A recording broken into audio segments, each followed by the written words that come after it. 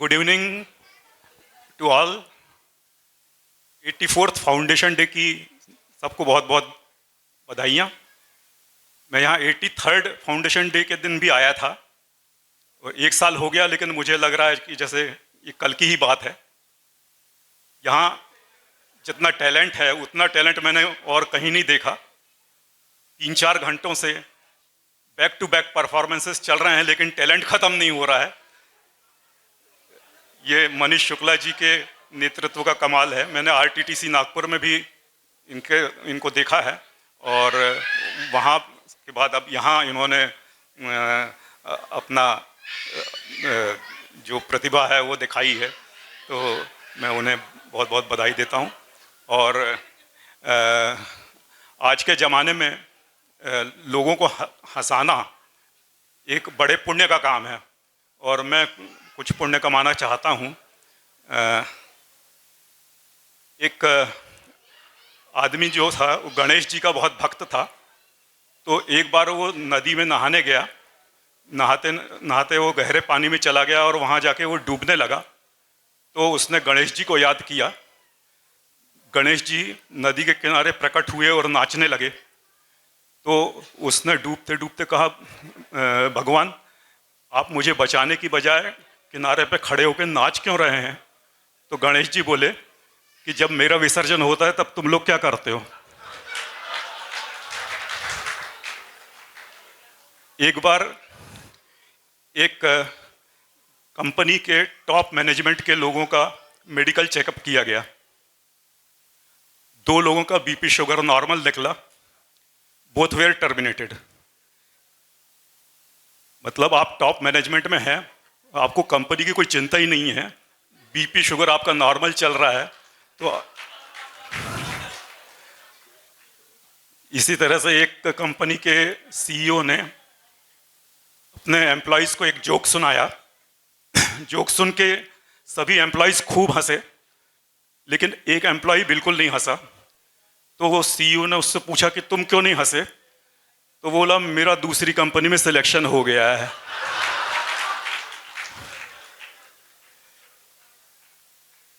एक बार एक म्यूजिकल इंस्ट्रूमेंट्स की शॉप थी।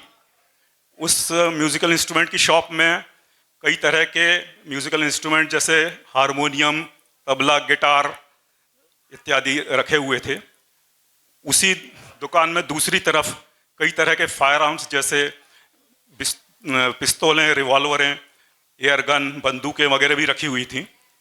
तो उस शॉपकीपर से उसके दोस्त ने पूछा कि भाई ये तुम्हारा म्यूजिकल इंस्ट्रूमेंट के साथ में जो फायर आर्म्स का कॉम्बिनेशन है ये कुछ समझ में नहीं आया। तो वो शॉपकीपर बोला ये बहुत बढ़िया कॉम्बिनेशन है, इस कॉम्बिनेशन के कारण मेरी बहुत बढ़िया सेल हो रही है। तो उसने पूछा है वो कैसे? तो बोले कि जब कोई हारमोनियम खरीद के ले जाता है तो दूसरे दिन उसका पड़ोसी पिस्तौल खरीद के ले जाता है।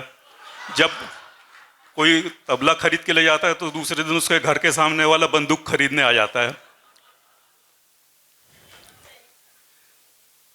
एक बार एक आदमी ने नई कार खरीदी। कार लेके वो जबलपुर से भेड़ाघाट गया। जाते समय तो उसको 1 घंटा लगा, लेकिन वापस आते समय उसको 6 घंटे लग गए। तो उससे पूछा गया कि भाई आते समय तुमको 6 घंटे कैसे लग गए? तो बोले कार कंपनी वाले सब बेवकूफ़ लोग हैं, फॉरवर्ड जाने के लिए तो 5-5 गियर दिए हैं, रिवर्स में 1 ही गियर दिया है। वो बदला मतलब भेड़ाघाट से जबलपुर वो रिवर्स में लेके आया और वो डिमांड कर रहा है कि रिवर्स में भी उसको 5 गियर चाहिए। एक बार एक इंडियन लेडीज का ग्रुप अमेरिका में नियाग्रा फॉल्स देखने जा रहा था। तो रास्ते में गाइड ने नियाग्रा फॉल्स के बारे में जानकारियां देना शुरू की। तो उसने बताया कि वहाँ वाटरफॉल का साउंड इतना तेज है कि वो 20 जेट प्लेन्स के बराबर के साउंड के बराबर है। जब वो लोग वहाँ पहुँचे तो गाइड को बोलना पड़ा, I request Indian ladies to please keep quiet so that we can hear the sound of Niagara Falls.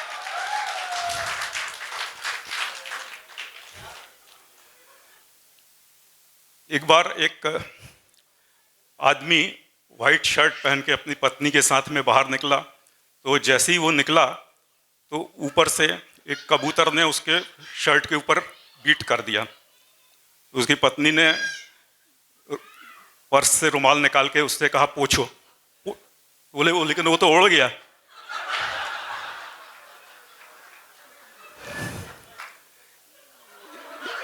एक बार एक आदमी ने सपने में देखा कि उसको कुछ लोग बुरी तरह से पीट रहे थे। तो दूसरे दिन उसको किसी काम से अपने दोस्त के साथ बैंक जाना था। तो उसने कहा नहीं नहीं, आज मैं बैंक नहीं जाऊंगा। तो उसके दोस्त ने पूछा क्यों? तो बोले नहीं, कल रात को मैंने सपना देखा और सपने में मैंने देखा कि कुछ लोग मुझे बुरी तरह पीट रहे हैं। तो बोले अरे वो तो सपना था, लेकिन उस सपने के कारण तुम बैंक जाने से क्यों डर रहे हो? तो उसने कहा कि वहाँ बैंक में उन्होंने लिखा हुआ है कि हम आपके सपनों को पूरा करेंगे।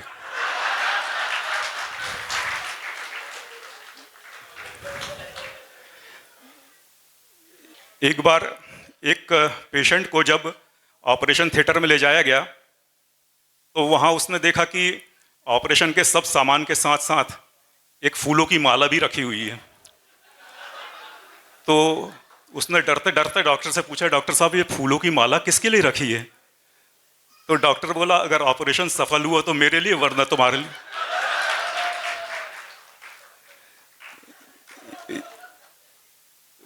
इसी तरह से एक कॉलोनी में हेल्थ डिपार्टमेंट के कुछ लोग चेकअप करने आए। तो वहाँ उन्होंने कॉलोनी के लोगों से पूछा कि यहाँ के लोगों का जनरल हेल्थ कैसा रहता है? तो लोगों ने कहा कि यहाँ तो लोग एकदम स्वस्थ रहते हैं, सब खुश रहते हैं, किसी को कोई बीमारी नहीं होती, सब लोग मज़े में हैं। तो वो लोग ऐसी बात कर ही रहे थे कि उतने में कॉलोनी में से एक बड़ा दुखी टाइप का, बीमार टाइप का आदमी साइकिल चलाते हुए धीरे धीरे निकला और कॉलोनी के गेट में से उनके सामने से साइकिल चलाते हुए कॉलोनी में से बाहर निकल गया। तो हेल्थ डिपार्टमेंट वालों ने कहा अरे अभी तो तुम लोग कह रहे थे कि इस कॉलोनी में कोई बीमार नहीं पड़ता है, सब लोग स्वस्थ हैं, खुश हैं, मज़े में हैं, और ये बीमार टाइप का दुखी आदमी ये कौन था? तो उन्होंने कहा कि ये कॉलोनी का डॉक्टर था। वैसे तो डॉक्टरों के ऊपर बहुत से जोक हैं, लेकिन जो सबसे अच्छा मुझे लगता है वह मैं सुनाना चाहता हूँ। कि एक अखबार में खबर छपी एक बार कि एक डॉक्टर ने अपने मरीज की दाईं टांग की जगह बाईं टांग का ऑपरेशन कर दिया। तो वो खबर एक ऐसे आदमी ने भी पढ़ी जिसकी टांग का ऑपरेशन कुछ दिनों पहले उसी डॉक्टर ने किया था। तो वो खबर सुन के वो आदमी अपने दोस्त से बोला कि इस बार तो डॉक्टर साहब ने काफ़ी कुछ ठीक काम किया है। तो उसका फ्रेंड बड़ा सरप्राइज हुआ और बोला कि क्या बात कर रहे हो, दाईं टांग की जगह बाईं टांग का ऑपरेशन कर दिया और तुम कह रहे हो कि डॉक्टर साहब ने काफ़ी कुछ ठीक काम किया है, और तुम्हारा टांग का भी तो ऑपरेशन इसी डॉक्टर ने किया था, तुम्हारे साथ उसने क्या गड़बड़ कर दी थी? तो बोला मैं तो पड़ोसी की टांग का ऑपरेशन कराने गया था।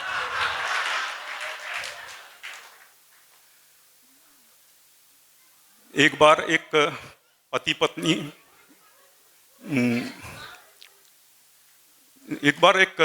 मतलब मैगजीन में एक कॉलम आता है आपकी समस्याएं और समाधान। तो उसमें एक आदमी ने अपनी समस्या भेजी थी, उसमें मतलब जो उस मैगजीन का एक्सपर्ट रहता है उसका सॉल्यूशन देता है। तो उसने अपनी समस्या भेजी कि मेरी समस्या यह है कि मैं बेंगलोर में अपनी पत्नी के साथ रहता हूँ, मेरी पत्नी का एक भाई है, वो मुंबई में रहता है, वो पहलवान है, और मेरा जब भी अपनी पत्नी से झगड़ा होता है तो मेरी पत्नी उसको फ़ोन कर देती है, तो वो पहली फ़्लाइट पकड़ के मुंबई से बेंगलोर आ जाता है और मेरी खूब धुनाई करता है, और फिर तुरंत फ़्लाइट पकड़ के वापस बेंगलोर से मुंबई चला जाता है, और उसका जो एयर फेयर है वो भी मुझे देना पड़ता है। तो अब इसका मुझे समाधान बताइए कि ये समस्या कई सालों से है, तो ये इसका क्या समाधान है? तो उसने जो समाधान लिखा उसमें लिखा था कि आपकी समस्या वाकई विकट है, इसका मैं पार्शियल सॉल्यूशन ही दे सकता हूँ, वो पार्शियल सॉल्यूशन ये है कि आप अपनी पत्नी के साथ में मुंबई शिफ्ट कर जाएं, कम से कम आपका मुंबई बेंगलोर का to and fro air fare बच जाएगा। Thank you very much.